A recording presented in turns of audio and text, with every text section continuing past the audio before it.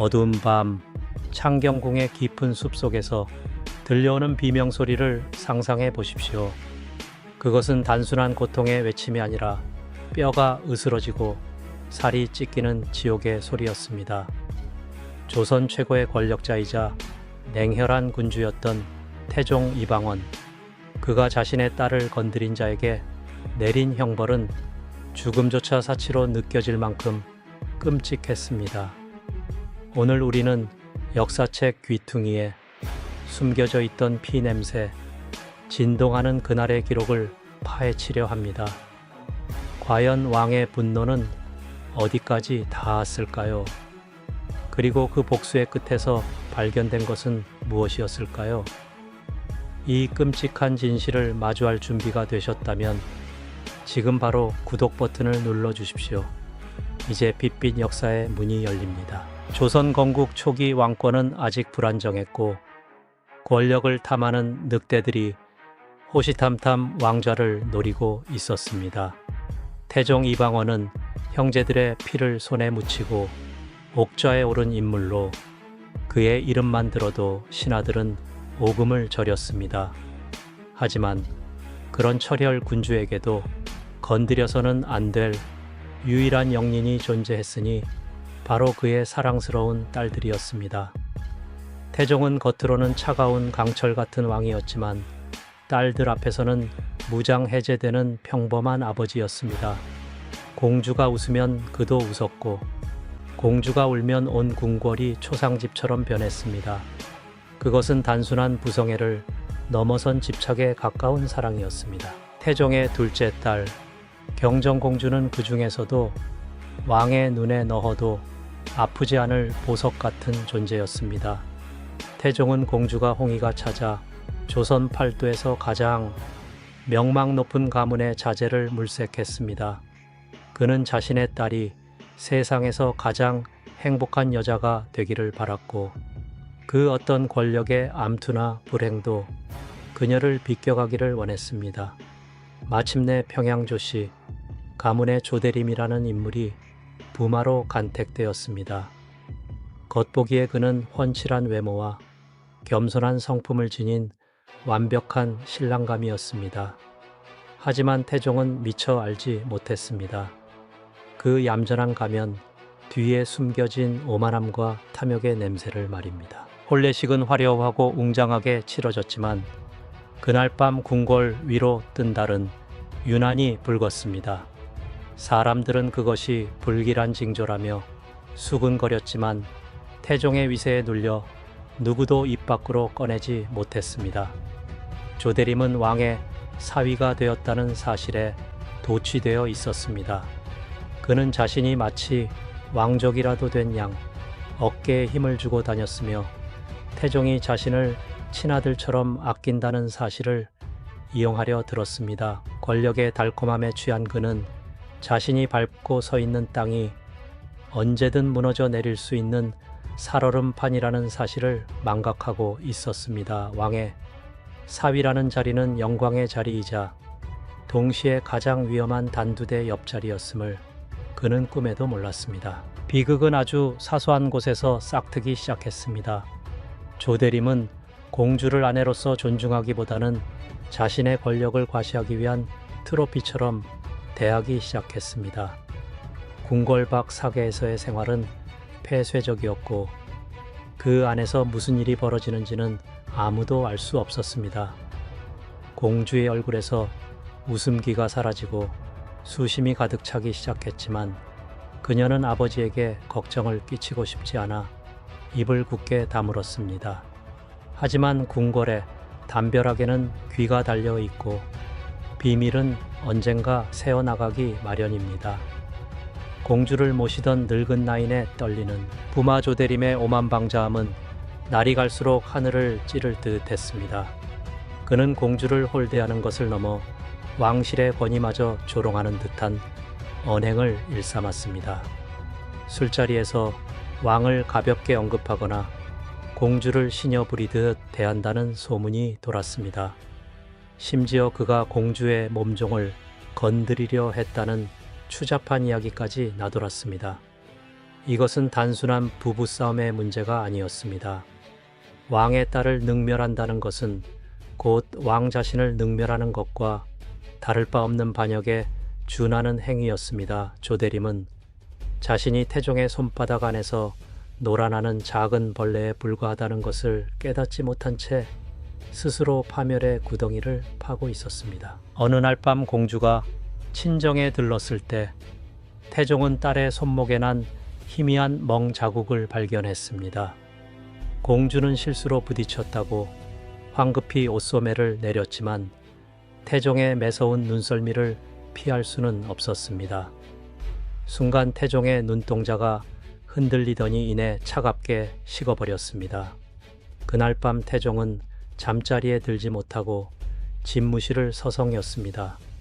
그의 머릿속에서는 수만 가지의 생각이 교차했습니다. 내 귀한 딸을 저런 놈에게 맡기다니 내 눈을 파내고 싶구나. 태종의 자책은 곧 무시무시한 분노로 바뀌었습니다. 그는 조용히 내관을 불러 은밀한 지시를 내렸습니다. 그림자처럼 움직이는 감찰 조직을 가동하여 조대림의 일거수일투족을 감시하라는 명이 떨어졌습니다. 감시가 시작되자 조대림의 추악한 민낯이 하나둘씩 드러나기 시작했습니다. 그는 무신들과 어울려 사병을 키우는 듯한 수상한 움직임을 보였고 왕의 허락 없이 군사를 움직이려 했다는 첩보까지 입수되었습니다. 그는 태종이 가장 경계하는 영모의 불씨였습니다.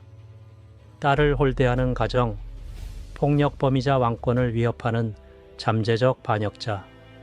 조대림은 이제 태종에게 있어 제거해야 할 1순위 타겟이 되었습니다. 태종은 즉시 폭발하지 않고 사냥감을 노리는 맹수처럼 숨을 죽였습니다. 더 확실한 증거, 더 완벽한 명분을 잡아 그를 단숨에 끊어내기 위해서였습니다. 폭풍전야의 고요함 속에서 조대림은 자신의 운명이 다해가고 있음을 전혀 눈치채지 못했습니다. 그는 며칠 후 있을 연회에서 자신의 위세를 과시할 생각에 들떠 있었습니다. 하지만 태종이 준비한 연회에는 춤과 노래가 있는 잔치가 아니라 피와 비명이 난무할 처형식이었습니다. 태종은 의금부 도사를 불러 형틀과 고문 도구를 점검하게 했습니다. 녹슨 쇠꼬챙이가 불에 달궈지고 곤장이 준비되는 소리가 지하 감옥을 울렸습니다. 태종은 이 모든 과정을 지켜보며 차가운 미소를 지었습니다. 감히 내 딸의 눈에서 눈물을 흘리게 한 대가가 얼마나 혹독한지 뼈저리게 느끼게 해주마. 운명의 날 아침이 밝았습니다. 조대림은 의기양양하게 입궐했지만 궁궐의 분위기는 평소와 달랐습니다. 병사들의 눈빛은 살기로 번득였고 공기 중에는 무거움이 내려앉아 있었습니다. 그가 편전에 들어서는 순간 육중한 문이 닫히고 수십 명의 무사가 그를 포위했습니다. 태종은 용상에 삐딱하게 앉아 그를 내려다보고 있었습니다. 내 죄를 네가 알렸다. 태종의 목소리는 낮았지만 천둥처럼 울려 퍼졌습니다. 조대림이 무언가 변명하려 입을 떼는 순간 무사들이 그를 덮쳐 바닥에 꿇어 앉혔습니다. 이제부터 시작될 지옥 같은 신문은 조대림이 상상조차 하지 못한 고통의 서막이었습니다. 조대림은 영문도 모른 채 의금부의 차가운 돌바닥으로 끌려갔습니다. 화려했던 비단옷은 흙투성이가 되었고 머리에 쓴 관은 벗겨져 나뒹굴었습니다. 그는 억울하다며 고래고래 소리를 질렀지만 의금부의 나졸들은 그의 입을 거칠게 틀어막았습니다. 왕의 사위라는 고귀한 신분은 이 지옥 같은 공간에서 아무런 효력이 없었습니다. 이곳은 오직 왕의 명만이 법이요 진리인 곳이었습니다.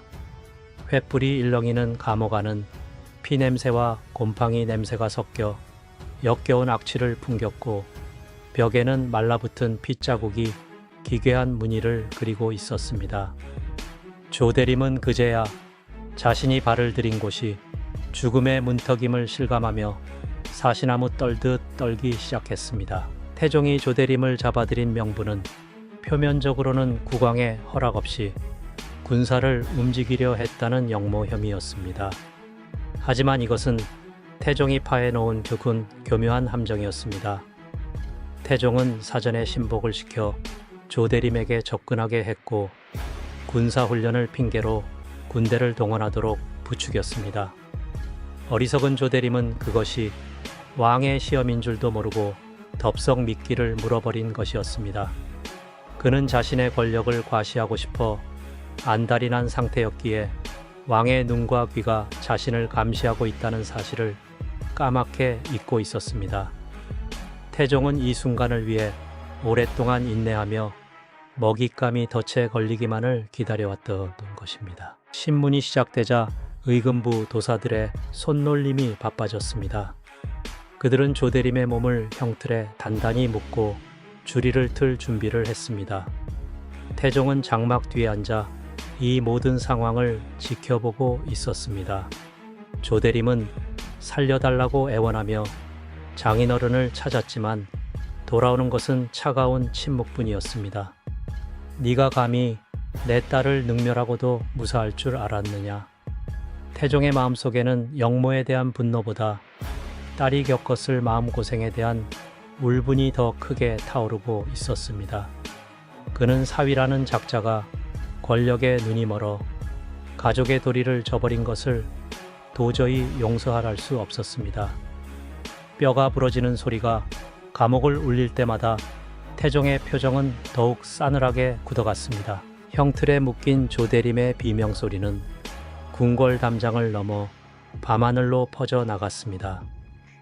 주리를 트는 형벌은 인간이 느낄 수 있는 고통의 한계를 시험하는 것이었습니다. 다리뼈가 휘어지고 근육이 파열되는 끔찍한 고통 속에서 조대림은 정신을 잃었다. 깨기를 반복했습니다. 그는 자신이 무슨 잘못을 했는지조차 제대로 인지하지 못한 채 고통 속에서 허우적거렸습니다.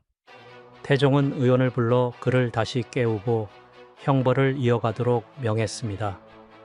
죽여서 끝내는 것은 너무나 자비로운 처사라고 생각했기 때문입니다. 그는 조대림이 살아있는 상태에서 지옥을 맛보기를 원했습니다. 한편 이 소식은 경정공주에게도 전해졌습니다. 남편이 역모죄로 잡혀가 고문을 당하고 있다는 소식에 공주는 충격에 휩싸였습니다. 비록 남편에게 사랑받지 못하고 냉대를 받았을지언정 그가 죽기를 바란 적은 없었습니다. 공주는 아픈 몸을 이끌고 아버지인 태종을 찾아가려 했지만 궁녀들이 그녀를 말렸습니다. 지금 전하의 분노는 불과 같습니다. 공주 마마께서 가시면 오히려 불에 기름을 붓는 격이 될 것입니다. 공주는 방바닥을 치며 통곡했습니다. 자신의 불행이 남편의 파멸을 불러왔다는 자책감과 아버지의 잔혹함에 대한 두려움이 그녀를 짓눌렀습니다. 조대림의 고문은 멈추지 않았습니다. 태종은 조대림뿐만 아니라 그와 어울렸던 종들과 측근들까지 모두 잡아들여 국문했습니다. 그들은 영문도 모른 채 끌려와 살점이 떨어져 나가는 고통을 겪어야 했습니다. 태종의 목적은 단순히 조대림 하나를 처벌하는 것이 아니었습니다. 그는 이번 기회에 왕실을 능멸하고 권력을 탐하는 자들에게 확실한 본보기를 보여주고자 했습니다. 내 딸을 건드리면 그 누구라도 사지를 찢어 죽일 것이다. 이것은 태종이 조선 팔도에 보내는 피의 경고장이었습니다.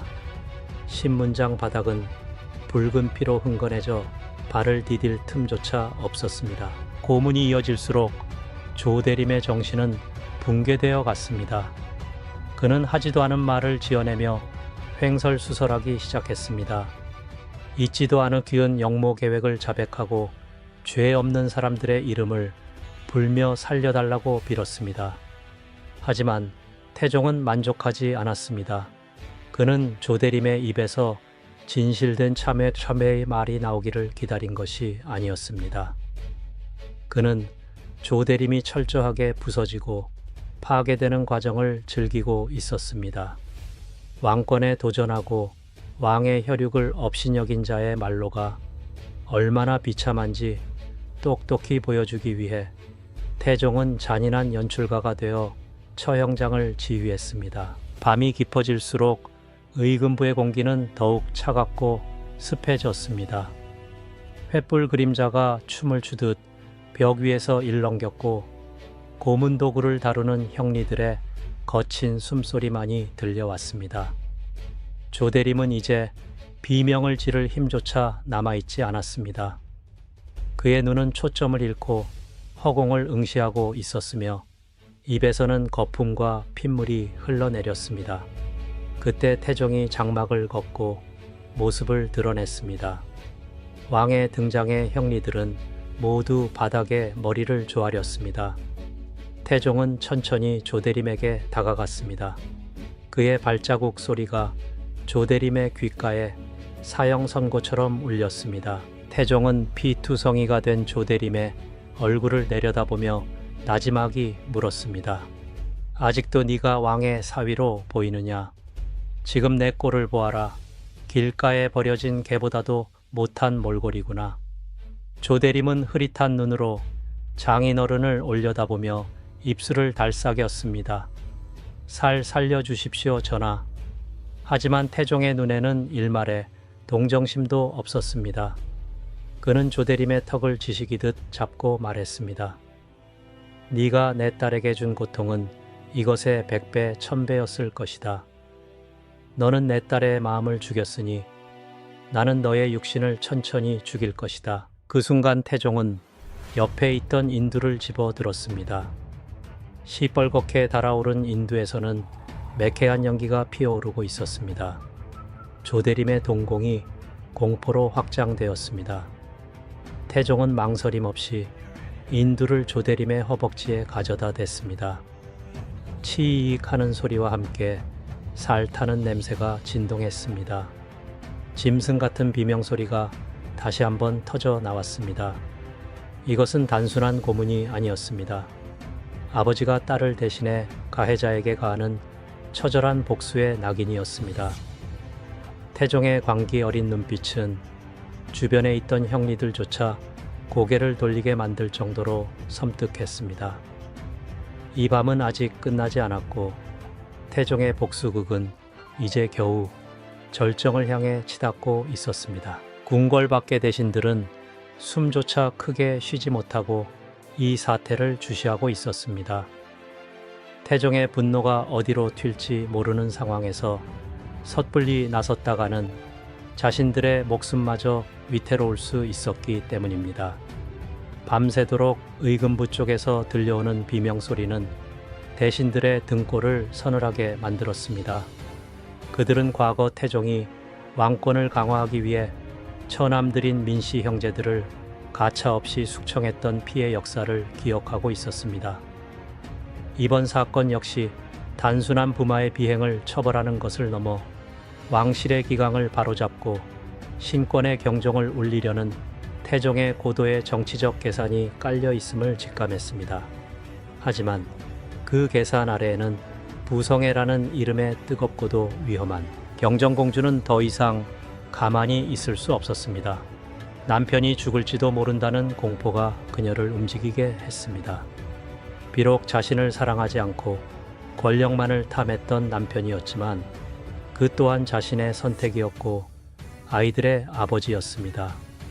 공주는 소복을 입고 대전 앞으로 나아가 석고대죄를 청했습니다. 차라리 저를 죽여주시옵소서. 아비의 칼날이 남편을 향하는 것을 막기 위해 딸이 자신의 목숨을 내놓는 비극적인 상황이 연출되었습니다. 공주의 울음소리는 새벽의 정막을 깨고 궁궐 안의 모든 이들의 가슴을 파고들었습니다. 그것은 왕의 분노를 잠재울 유일한 빗물이었으나 동시에 왕의 마음을 더욱 찢어놓는 칼날이기도 했습니다. 태종의 아내이자 공주의 어머니인 원경왕후 민씨 또한 이 상황을 좌시할 수 없었습니다. 그녀는 이미 자신의 친동생들이 남편의 손에 죽어나가는 꼴을 지켜봐야 했던 비운의 왕비였습니다.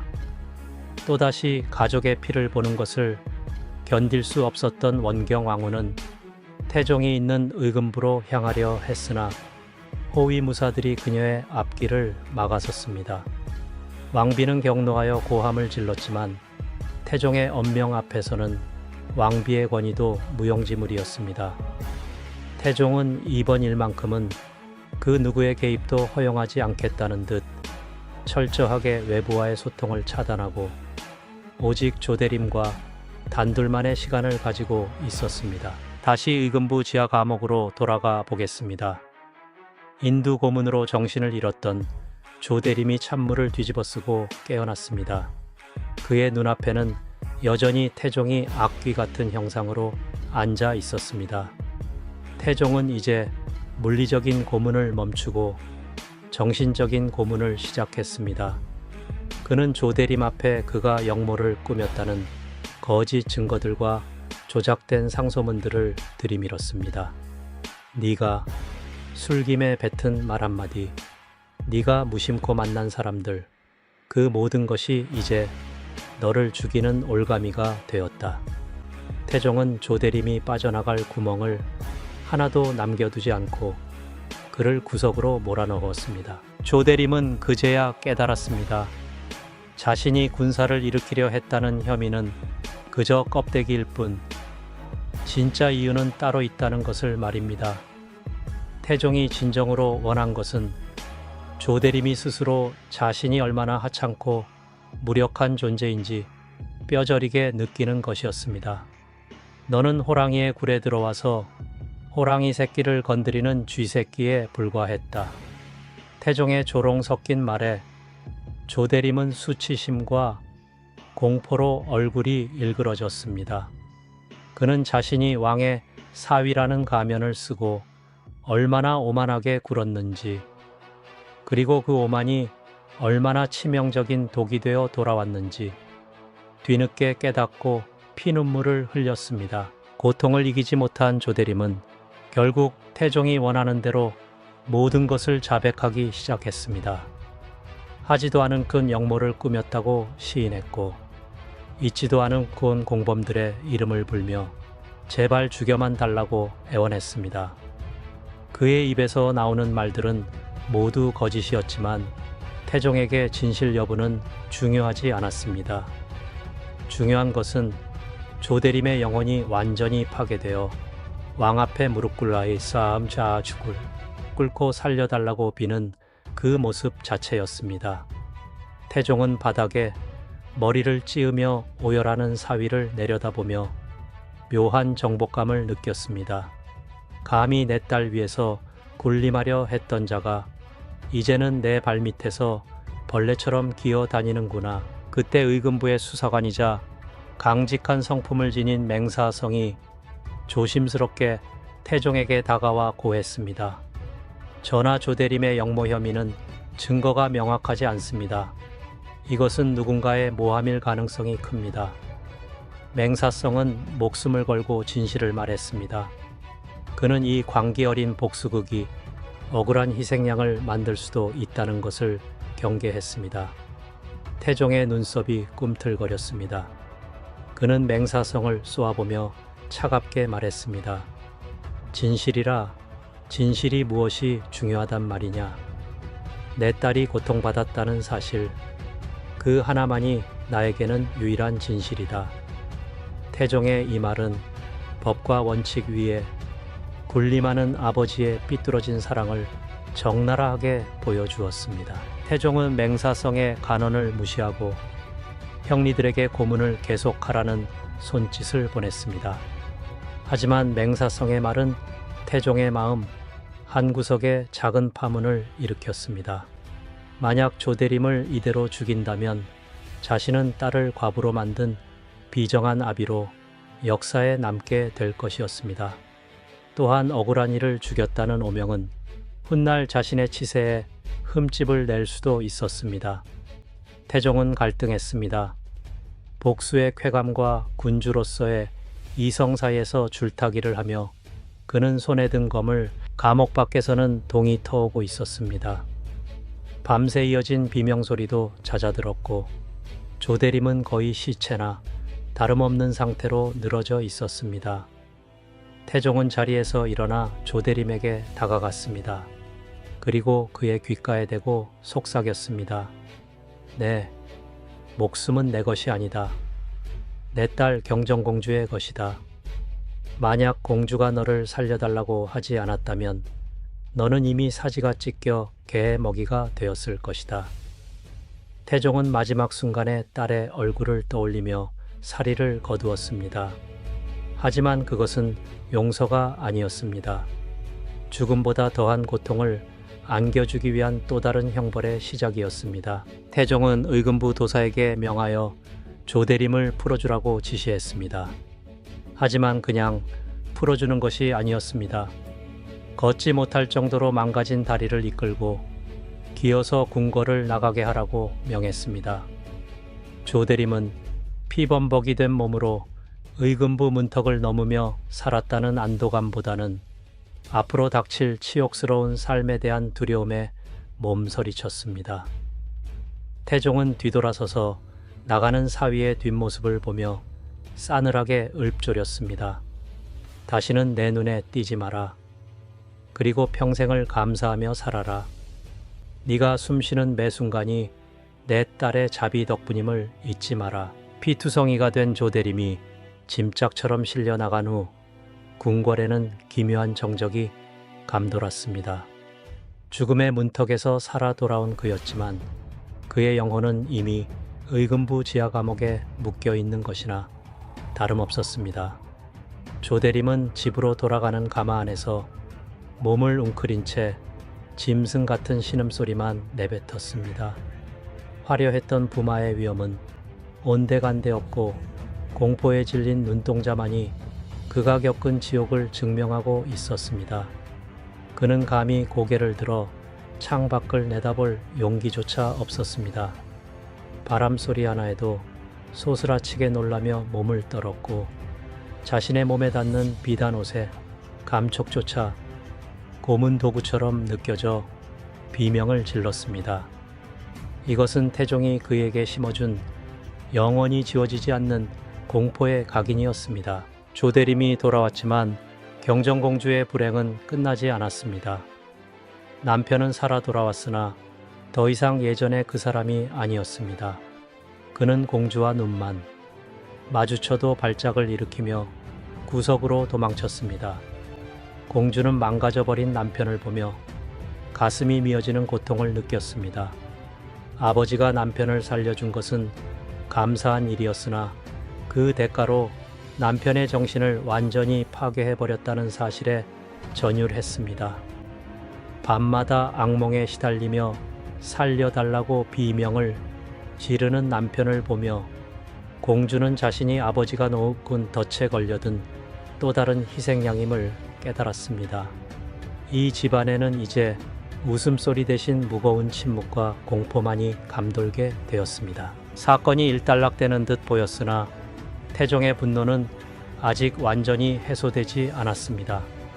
그는 자신의 사위가 억울하게 고문을 당했다는 사실을 인정해야만 했습니다. 그것은 왕의 판단력에 흠집을 내는 일이었기에 누군가 책임을 져야만 했습니다. 태종의 서슬 퍼런 칼날은 이제 수사를 담당했던 관리들에게로 향했습니다. 왕의 명을 충실히 따랐던 맹사성과 의금부 도사들이 하루아침에 죄인이 되어 끌려왔습니다. 그들은 왕의 의중을 파악하고 조대림을 압박했을 뿐인데 결과가 잘못되자 모든 죄를 뒤집어쓰게 된 것입니다. 이것이 바로 권력의 비정한 속성이었습니다. 토사구팽 사냥이 끝나면 사냥개는 삶아지는 법입니다. 맹사성은 조선의 청백리로 존경받는 인물이었지만 태종의 관계 앞에서는 그저 힘없는 늙은이에 불과했습니다. 그는 형틀에 묶여 조대림이 겪었던 똑같은 고초를 겪어야 했습니다. 내 놈들이 없는 죄를 만들어 내 사위를 모함했느냐.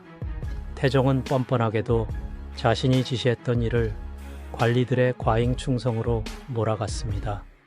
맹사성은 기가 막혀 말문이 막혔지만 변명조차 할 수 없었습니다. 왕은 절대 오류가 없어야 하는 존재이기에 그 오류를 덮기 위해 충신들이 피를 흘려야 하는 모순적인 상황이 벌어졌습니다.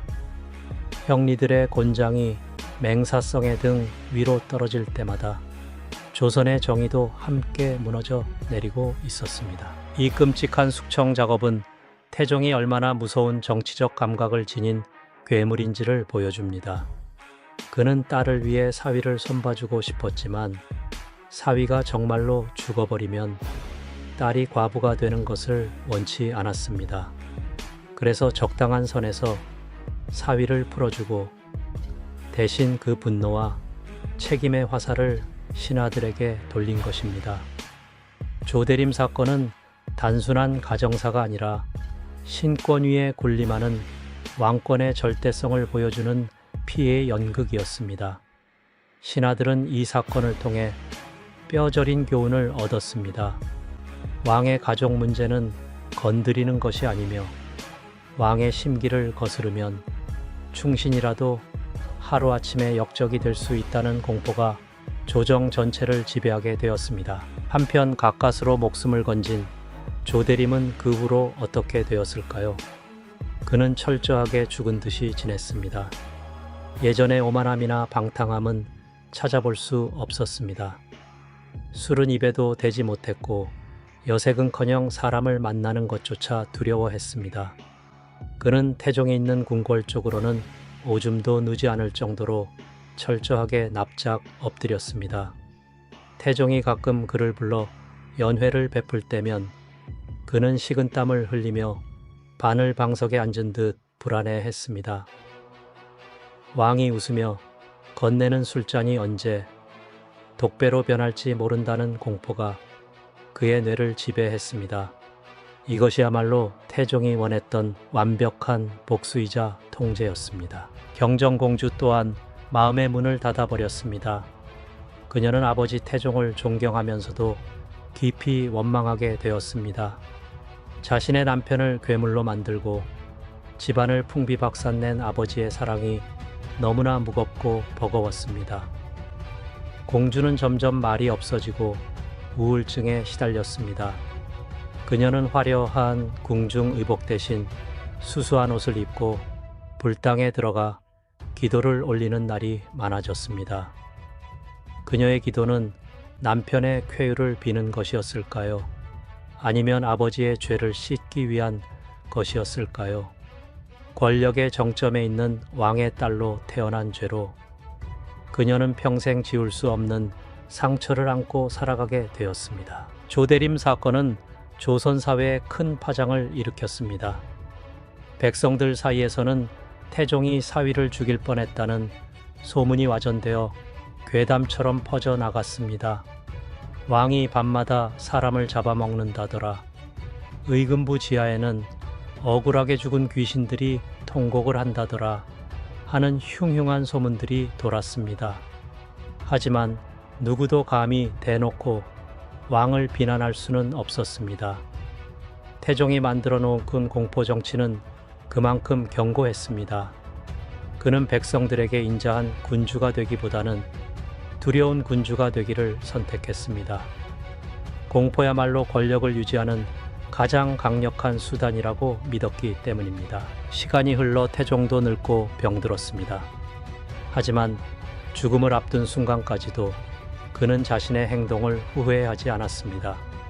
그는 자신이 흘린 피가 조선이라는 나라를 튼튼하게 만드는 걸음이 되었다고 확신했습니다. 조대림 사건 또한 왕실의 권위를 세우기 위한 불가피한 선택이었다고 합리화했습니다. 하지만 그의 침소 밖에서는 여전히 밤바람 소리가 흉흉하게 들려왔습니다. 그것은 마치 그에게 죽임당하거나 고통받았던 수많은 영혼들이 찾아와 문을 두드리는 소리 같았습니다. 태종은 그 소리를 애써 외면하며 눈을 감았지만 그의 꿈속에서는 여전히 붉은 피가 강물처럼 흐르고 있었을 것입니다. 자, 이제 우리는 이 잔혹한 역사의 한 페이지를 덮으려 합니다. 태종 이방원, 그는 과연 딸을 사랑한 아버지였을까요? 아니면 권력에 미친 독재자였을까요? 어쩌면 그 두 가지 모습이 기괴하게 뒤섞인 괴물이었을지도 모릅니다. 조대림 사건은 단순한 옛날 이야기가 아닙니다. 그것은 절대 권력이 인간성을 어떻게 파괴하는지, 그리고 사랑이라는 이름으로 자행되는 폭력이 얼마나 끔찍한 결과를 초래하는지를 보여주는 거울과도 같습니다. 우리는 오늘날에도 형태만 다를 뿐 권력의 그늘 아래서 신음하는 수많은 경정공주와 조대림을 목격하곤 합니다. 역사는 끊임없이 반복되며 인간의 욕망과 광기는 시대를 초월하여 되풀이되기 때문입니다. 이야기를 여기서 끝내기에는 아직 태종의 칼날에 묻은 피가 너무나 흥건합니다. 조대림이 살아나갔다고 해서 이 비극이 막을 내린 것은 아니었습니다. 오히려 더 잔혹하고 기이한 이막이 기다리고 있었습니다. 태종은 사위를 풀어준 직후 그 분노의 방향을 엉뚱한 곳으로 돌렸습니다. 바로 왕의 명령을 받아 수사를 진행했던 의금부의 수장과 관리들이었습니다. 그들은 왕의 입이 되어 신문하고 왕의 손이 되어 매를 들었을 뿐인데 이제는 왕의 심기를 어지럽힌 역적이 되어 형틀에 묶이는 신세가 되었습니다. 이것은 권력자가 자신의 오류를 덮기 위해 충성스러운 사냥개를 어떻게 도살하는지를 보여주는 가장 적나라한 예시였습니다. 태종은 뻔뻔하게도 이렇게 소리쳤습니다. 내 사위는 원래 죄가 없었는데 너희들이 공을 세우기 위해 없는 죄를 뒤집어 씌워 고문했다. 이는 왕실을 능멸한 것이나 다름없다. 어안이 벙벙해진 관리들은 억울함을 호소할 새도 없이 몽둥이 찜질을 당했습니다. 뼈가 부러지고 살점이 튀는 소리가 다시금 의금부를 채웠습니다. 조금 전까지만 해도 죄인을 심판하던 그들이 이제는 가장 비참한 죄인이 되어 바닥을 기어다니는 꼴은 인간의 운명이 권력 앞에서 얼마나 하찮은 먼지와 같은지를 보여주는 끔찍한 부조리극이었습니다. 그 중에서도 청백리로 이름 높았던 맹사성은 죽음의 문턱까지 갔습니다. 그는 왕의 명령을 충실히 따랐다는 이유만으로 역적으로 몰려 혹독한 고문을 당했습니다.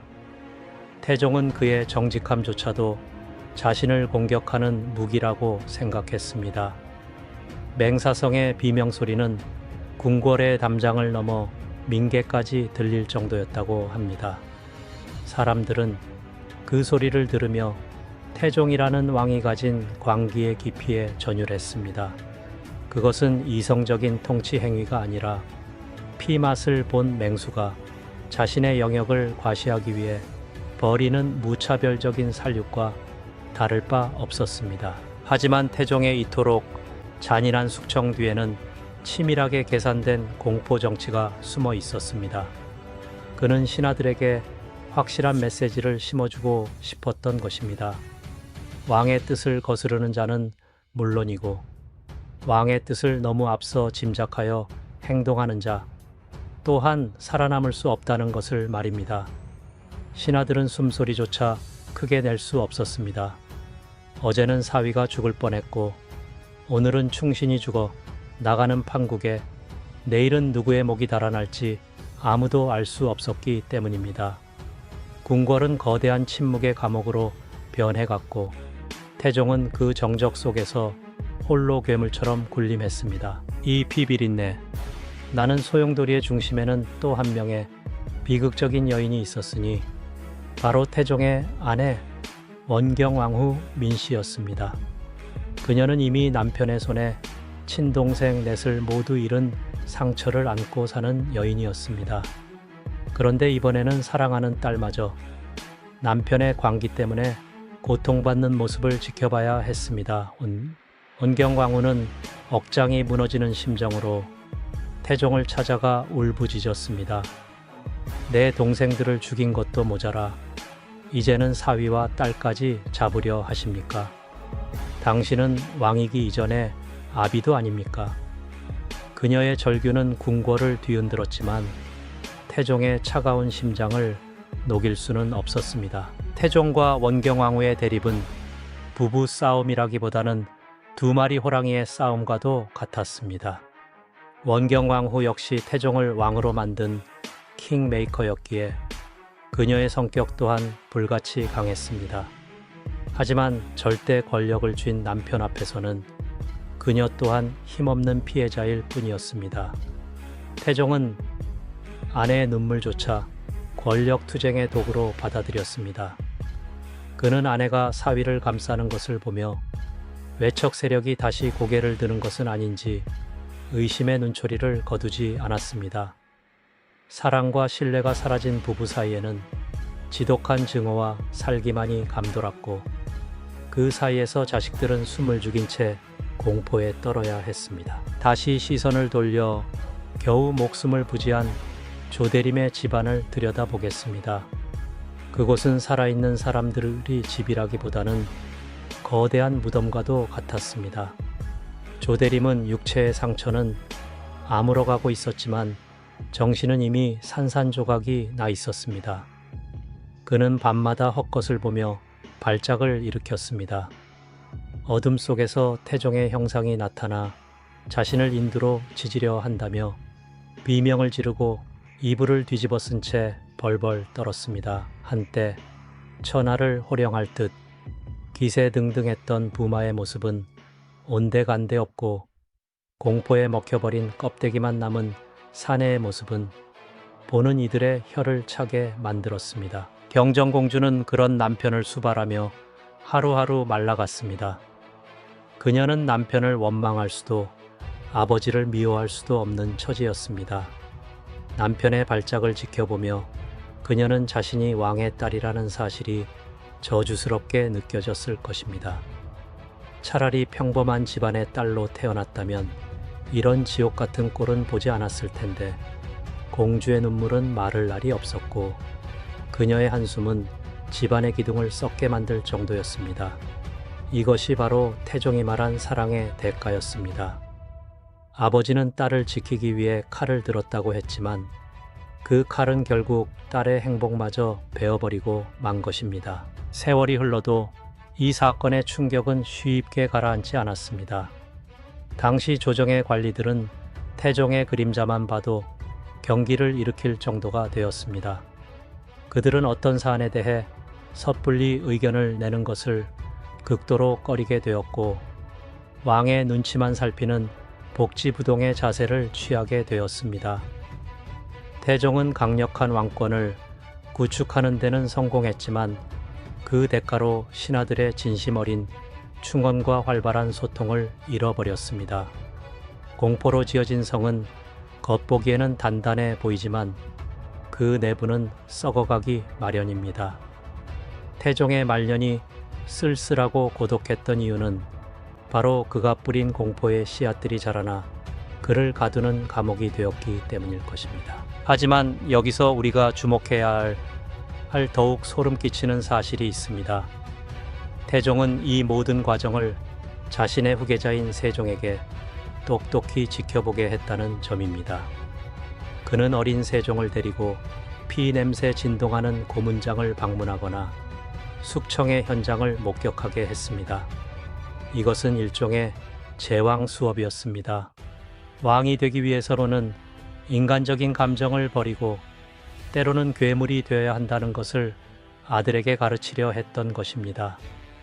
아버지의 잔혹함을 지켜보던 어린 세종의 눈에 비친 세상은 어떤 색이었을까요?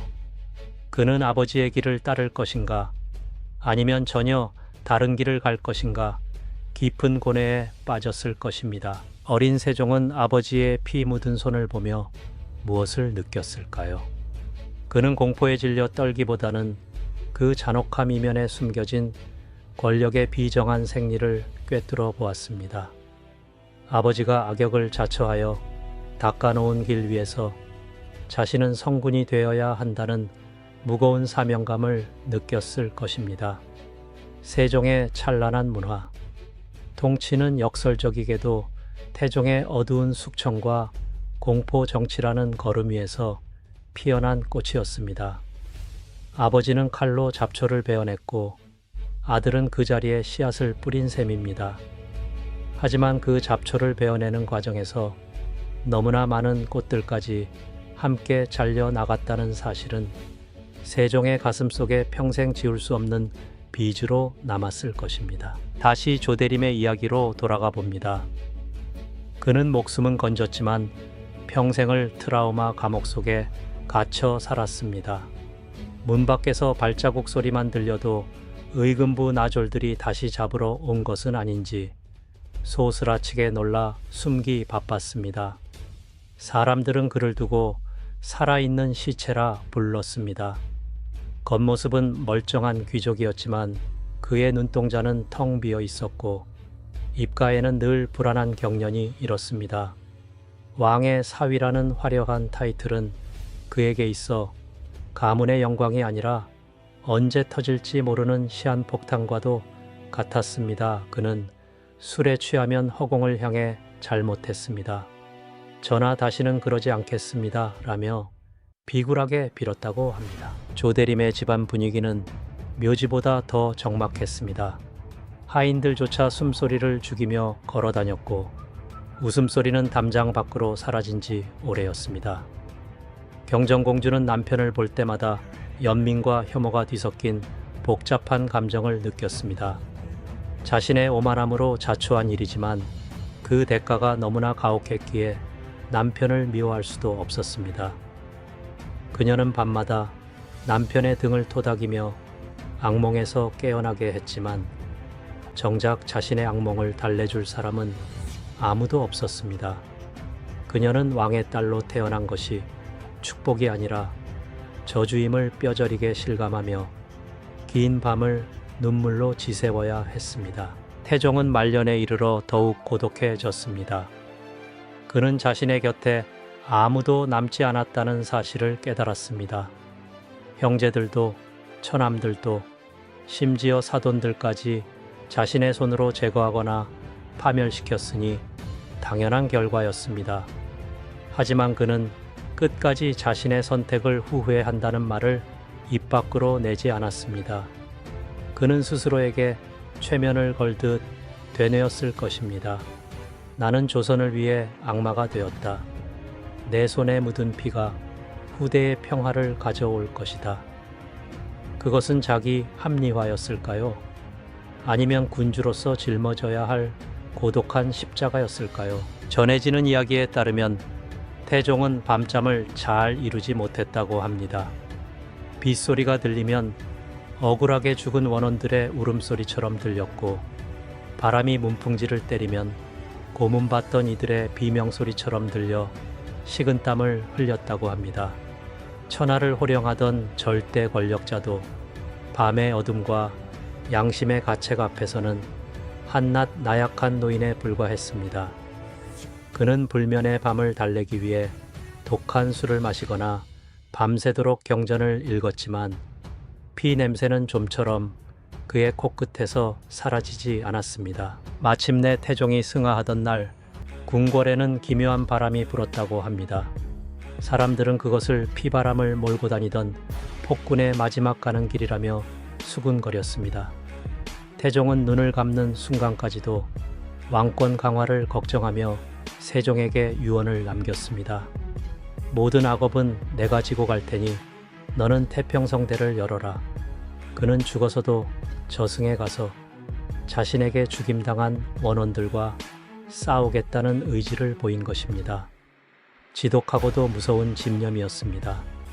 그의 죽음과 함께 조선을 떨게 했던 공포의 시대는 막을 내렸지만 그가 남긴 상처는 너무나 깊고 넓었습니다. 세종은 왕위에 오른 후 아버지와는 전혀 다른 정치를 펼쳤습니다. 그는 신하들과 끊임없이 토론하고 인재를 등용하며 백성을 위한 정치를 펴나갔습니다.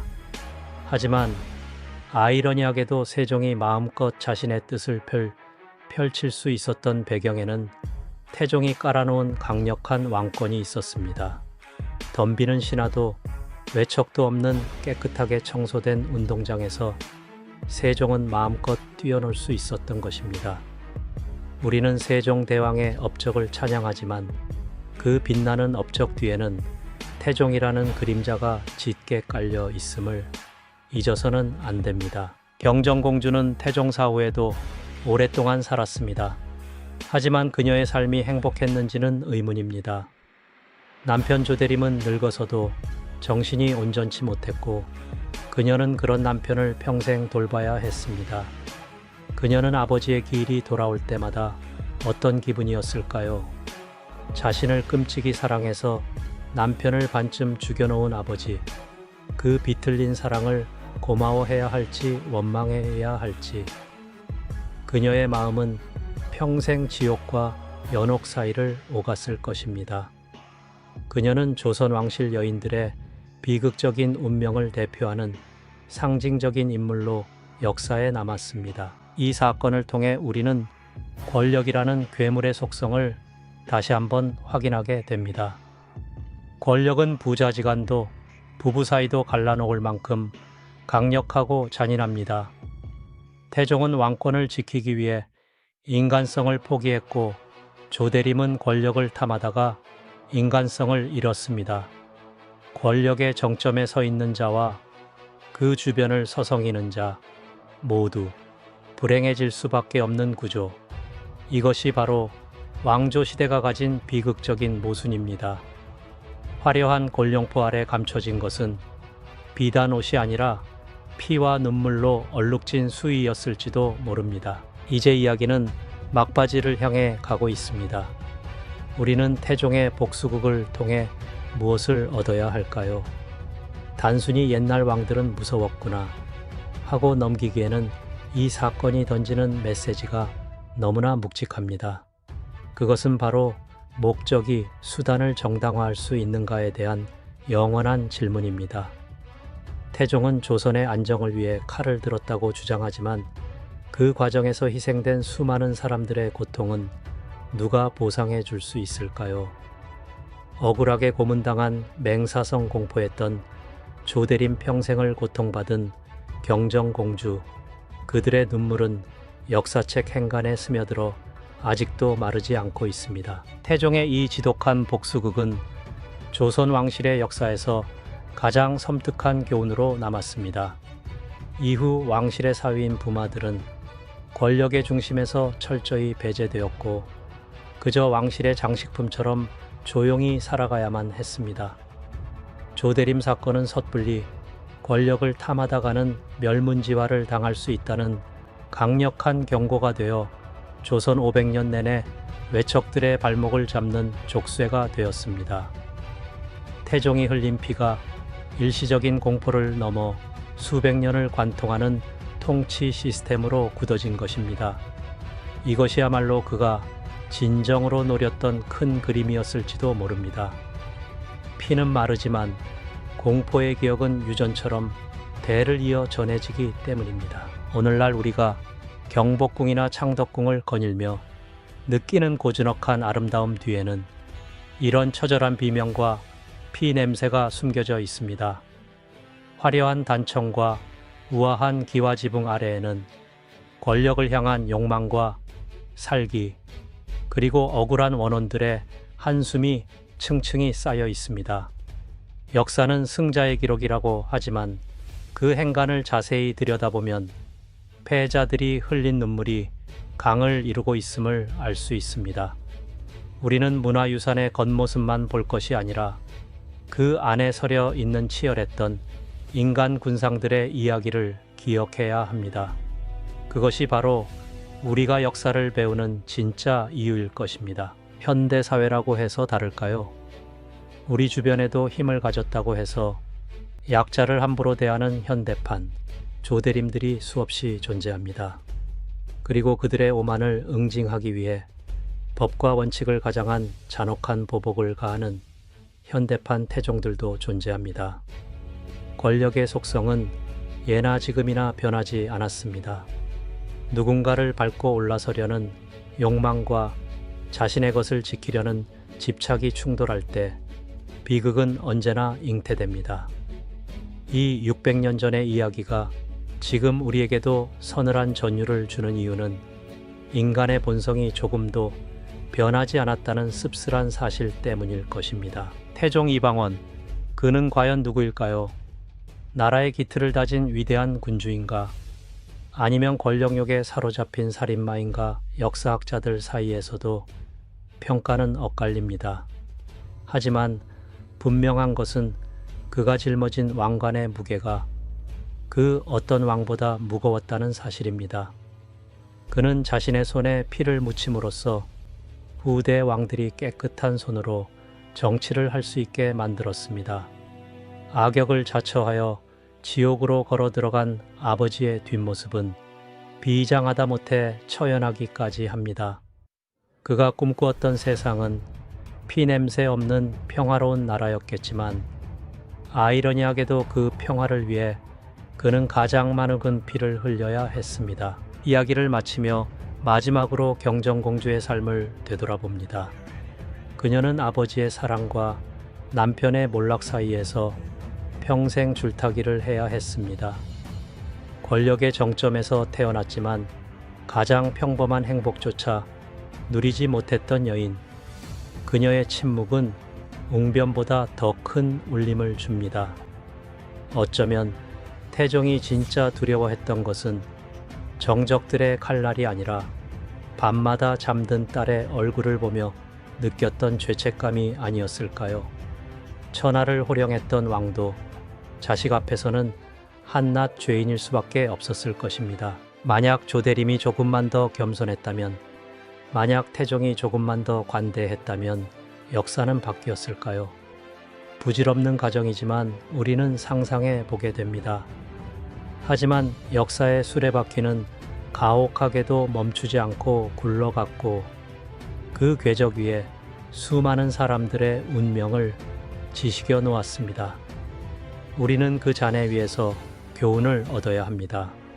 오만은 패망의 선봉이요, 분노는 파멸의 시작이라는 단순하고도 명료한 진리를 말입니다. 이제 영상의 끝이 보입니다. 어두운 터널을 지나온 듯한 기분이 드실 겁니다. 태종의 시대는 갔지만 그가 남긴 질문은 여전히 유효합니다. 정의란 무엇인가? 리더십이란 무엇인가? 그리고 인간다움이란 무엇인가? 우리는 때때로 목적을 달성하기 위해 과정의 잔혹함을 정당화하려 합니다. 하지만 태종의 이야기를 통해 우리는 깨달아야 합니다. 피로 얻은 평화는 언제나 불안하며 공포로 쌓은 성은 언젠가 무너진다는 것을 말입니다. 오늘 밤 잠자리에 들기 전 창밖의 바람소리에 귀를 기울여 보십시오. 어쩌면 600년 전 의금부 지하 감옥에서 들려오던 그 처절한 비명소리가 바람결에 실려올지도 모릅니다. 권력에 취해 비틀거리는 자들에게 보내는 역사의 경고소리일 수도 있고, 억울하게 희생된 영혼들이 부르는 슬픈 진홍곡일 수도 있습니다. 역사는 박물관 유리관 속에 갇힌 유물이 아니라 지금 이 순간에도 우리 곁에서 살아 숨쉬고 있는 거대한 생명체입니다. 여러분은 태종의 행동에 대해 어떻게 생각하십니까?